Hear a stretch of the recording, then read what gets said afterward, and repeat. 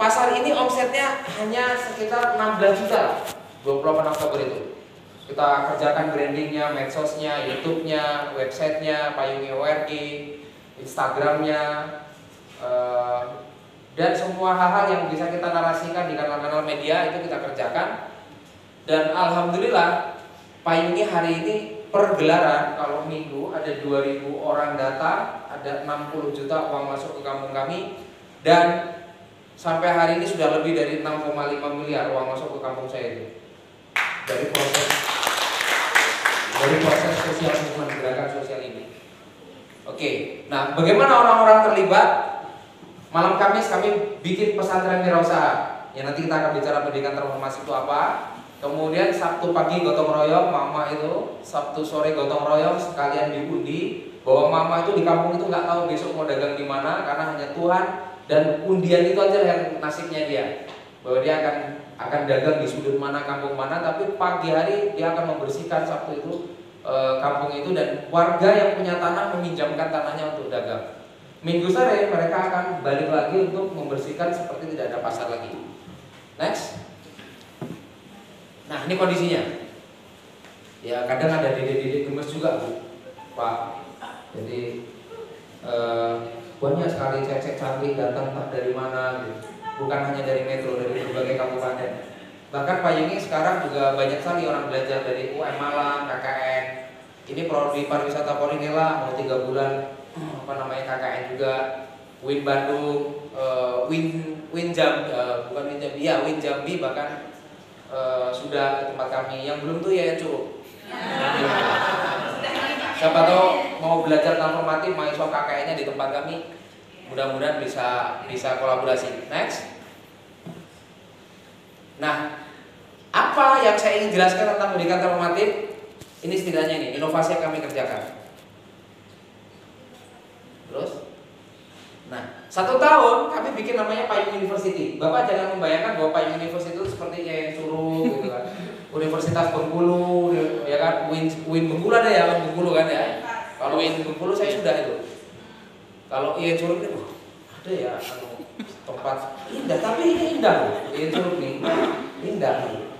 Nah, Payung University itu adalah sekolah transformatif. Kalau Bapak Ibu pernah mendengar seperti DAS University-nya Endang Sukamti, dia sekolah animasi. Kebetulan kemarin Februari saya ke King Andy sama Erik Sukamti, sama satunya Festival Dieng Culture dari Dieng, namanya Mas Alif. Itu kita bicara tentang bagaimana pendidikan di tengah-tengah masyarakat, yang orientasinya bukan lagi gelar, orientasinya bukan lagi jasa, tapi orientasinya skill. Nah, Payung University ini kami punya sekolah seni Payungi. Hari ini saya melibatkan 200 mahasiswa saya yang biasanya mohon maaf, prodi lain itu mereka ke Jawa. Nah, kalau kita kan udah di Jawa, Pak. Iya. Kok balik lagi ke Jawa kan gitu kan? Nah, saya mengajak mereka tidak lagi kuliah kerja lapangan atau PKL ke Jawa kan? Bukan PKL ke Jawa, tapi PKL-nya di kampung kami. Di kampung kreatif-kreatif. Kami punya kampung anggur, kampung pengangguran namanya. 90% masyarakatnya nanam anggur. Kita sebut kampung pengangguran. Kita ada kampung lebah. Kita ada pasar Payungi seperti ini. Kita ada Riverside Camp. Riverside Camp itu ya camp pinggir kali. Kalau camp pinggir kali kan nggak keren, makanya dibuat Riverside Camp. Itu punya prodi kami. Saya prodinya ekonomi syariah. Nah, hari ini mereka selama 6 hari belajar sablon kaos, belajar melukis, belajar bikin gerabah, belajar barista kopi, belajar instalasi besi, camping, dan nanti 6 hari kami ke Tubaba. Kebetulan saya akrab dengan Bupati Tubaba, dan Tubaba itu salah satu kabupaten baru 13 tahun, tapi bangunan arsitekturnya sudah mencuri perhatian publik. Ada Islamic Center, ada Berugo, ada Ulanugi, ada sekolah seni Tubaba, ada Politeknik, dan itu semuanya dianggit dari proses kebudayaan Lampung. Bahkan bangunannya semuanya kayu dan sebagainya. Jadi biasalah kalau pemerintah bangun sesuatu norak, tapi kalau Tubaba beda. Tubaba membangun sesuatu, mencari arsitektur yang benar, dan proses bagaimana bangunan itu dikerjakan melalui keilmuan yang matang ya. Kemudian kami punya Women and Environment Studies. Jadi sekolah desa dulu. Sekolah desa itu biasa saya mengajar seperti ini, misal di sebuah hotel, ada dinas pariwisata mengundang saya. Tapi saya mulai resah, karena apa? Orang yang diundang itu biasanya pada posisi nyaman. Misal kami melakukan pelatihan pariwisata. Kebetulan saya ngajak Mas Wahid ini ketua Genpi Lampung, pariwisata di 15 kabupaten. Kemudian memang kita sedang urus, dan yang terjadi adalah based on project Bapak Ibu. Jadi diundang kayak di hotel untuk menjelaskan, senang saya tentu dibayar dan sebagainya. Tapi kondisi pesertanya itu biasanya motivasinya pengen dapat insentif, ya kan? Pengen dapat seragam, tidur nyenyak, makan enak, pulang tidak jadi penggerak. Nah, kalau saat tidak jadi penggerak itulah problem pendidikan transformatif. Tapi kalau dilatih di kampung kami punya sekolah desa, 2 hari 2 malam kami gembleng 6 materi: social mapping, teknologi pembangunan desa, community approach, media digital desa, pendidikan pemberdayaan, pariwisata dan ekonomi kreatif. Kalau nyampe dia kita kasih tentang geopolitik desa. Kalau enggak ya yang sederhana pentahelik dan kreatif hub. Itu pulang dia stres. 2 hari 2 malam kami gembleng nginep di tempat kami, pulang stres. Tapi stresnya karena dia resah, bukan karena tadi minta insentif, minta seragam dan sebagainya gitu. Dan itu udah dilakukan semua kabupaten kota di Indonesia lah. Sekolah Desa Payung ini tujuannya untuk supaya pengetahuan dihadirkan ke desa. Jadi ada diskursus desa sebagai subjek, bukan desa sebagai objek. Kemudian ada Women and Environment Studies. Ini setiap Sabtu ada perempuan-perempuan yang tadi awal mula kami senang tuh ada dede-dede gemes datang, kemudian tim-tim kreatif kami memvideokan, ya kan, memvideokan cewek-cewek cantik itu. Tapi hadirnya teman-teman ini mengingatkan kami bahwa di Payung ini tidak boleh ada kekerasan seksual. Di Payung ini adalah ruang ramah bagi perempuan dan anak. Di Payung ini tidak boleh body shaming, bahwa perempuan dimuliakan karena 90% pedagang di Payung ini adalah perempuan. Disitulah kami merasa bahwa oke, ini benar, titik benar. Maka West Payung ini adalah, dan sekarang sedang membuat sekolah penggerak perempuan udah 3 volume. Dan itu aktivis-aktivisnya Pak Sumarto ada yang dari IPB, mereka UGM, mereka itu kan kuliah, kena pandemi, kemudian pulang kampung ke Metro, lalu kemudian berkumpul di Women and Environment Studies. Nah, selanjutnya pesantren Wirausaha setiap malam Kamis. Kebetulan kami baru bangun gedung pesantren Wirausaha, baru ada 12 santri tahfidz, tapi kami juga memfasilitasi mak-mak setiap malam Kamis mereka belajar. Bayangin ini mak-mak Jambi, mak-mak zaman Dien. Ya, diajari media sosial itu gak gampang. Diajari medsos gak gampang. Tapi 3,5 tahun ini ada hasil. Kalau setiap Sabtu pagi mak-mak itu nulis di Instagramnya, di Facebooknya, "Hello guys, jangan lupa datang ke Payungi setiap hari Minggu jam 6 sampai jam 11.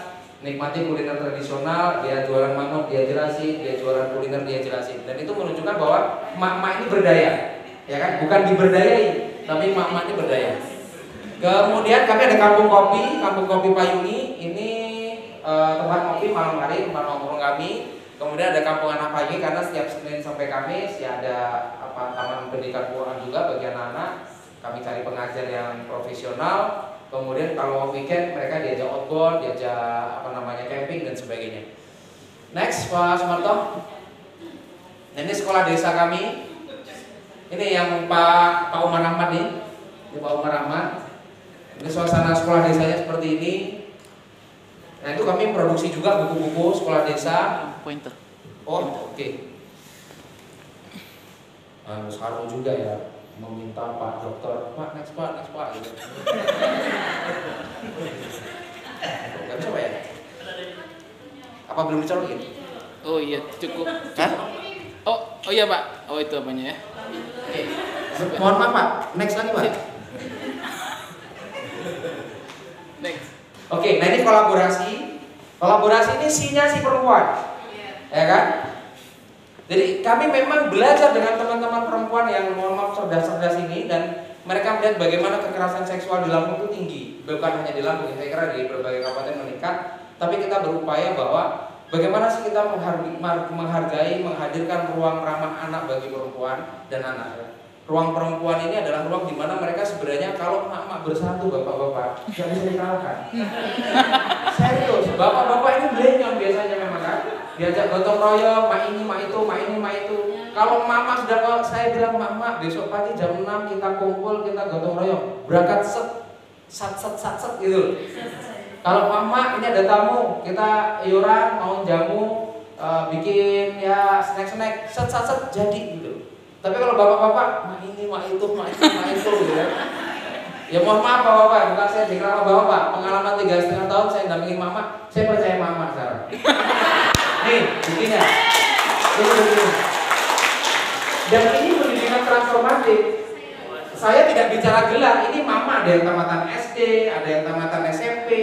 Tapi jangan salah, kalau lagi ada tamu, mohon maaf, DPD RI apa siapa, ngomongnya terlalu banyak, disetor sama mama. Mohon maaf Pak, kami mau berkegiatan ini itu, jadi dipercepat saja. Nih, ngangkat-ngangkat kayak gini nih. Nih. Sebenarnya ada sih videonya di King Andy kalau mau mendulang emas di kampung sendiri, tapi kan waktu nggak cukup saya putarin kan. Nah ini, dari mulai kami pindah musola di Papan, karena musola itu kan kita bongkar, musola yang kasnya 15 juta, kita bangun. Sekarang musola kami ini 2 lantai dan ini total udah habis 1,5 M. Tapi nanti kita akan pindah di gedung baru kita di Pesantren Wirausaha, tapi saya belum ada dokumentasinya karena. Nah ini kondisi Payungi kalau minggu orang nyari kuliner seperti ini. Bapak Ibu sekalian, penggerak itu ada 2 Bapak Ibu, mengajar dan melayani. Mengajar dan melayani itu tipikal penggerak.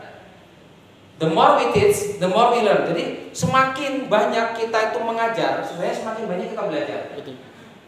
Kemudian kalau kita melayani orang lain, sejatinya individu kita itu juga tumbuh, kepekaan kita tumbuh, perasaan kita makin halus. Jadi kita semua akhirnya simbiosis mutualisme. Pertanyaan, jadi penggerak itu enak nggak? Enggak. Kalau ada pendaftaran Nabi ke-26, saya pengen daftar, tapi kan sudah ditutup gitu, ya kan? Karena Nabi melakukan 2 hal ini, bahwa seorang Nabi juga mengajar dan melayani kan gitu. Tapi nggak bisa. Tapi kita kalau dalam rawsan fikir Ali Syariati ada nabi-nabi sosial. Ya, saya berharap Bapak Ibu di pendidikan ini menjadi nabi-nabi sosial. Orang-orang yang peduli terhadap lingkungannya, menyapa lingkungannya dan meningkatkan pertumbuhan ekonomi secara kolektif. Nah, ini dedek-dedek gemes yang saya katakan. Ini materi sekolah desa ya, materi sekolah desa. Kolaborasi. Ini saya ada pulang ke desa, jadi kalau mereka sudah sekolah desa, 6 bulan kemudian mereka bikin pasar. Mas Wahid kebetulan dan kami tim sudah mendorong 22 pasar kreatif di Lampung dengan dinamikanya masing-masing. Nah, mereka butuh kami datang, maka kami punya program pulang ke desa, manjau, mejong, mengan. Manjau itu kami datang, mejong itu duduk, mengan itu makan. Dan kami mendengarkan mak-mak mereka. Bagaimana cerita mak-mak bikin sebuah kampung kreatif apa, dan nggak mesti pasar ya. Ada yang bikin kampung pengangguran, bikin kampung batik, kampung lebah, kampung yang sebenarnya digali dari proses kreatif mereka sendiri. Nah, desa saya menspesifikannya dalam 4 hal ini ya. Ada mimpi, ada lingkungan hidup, ada gerakan sosial, dan ada kesenian. Oke, ini kalau ini kepanjangan. Nah, setidaknya ini yang harus Bapak Ibu pahami. Media digital itu penting, Instagramnya dikelola dengan baik. Ya Payungi sekarang udah 9.000 lebih followernya. Aplikasi Payungi ya kita kerjakan untuk hanya pendataan omset. Kemudian website itu Payungi ORG, YouTube Payungi University, Facebooknya Payungi. Nah, ini kelas-kelas branding dan sebagainya yang kita kerjakan. Nah, ini untuk narsis saya aja. Terima kasih banyak. Assalamualaikum warahmatullahi wabarakatuh.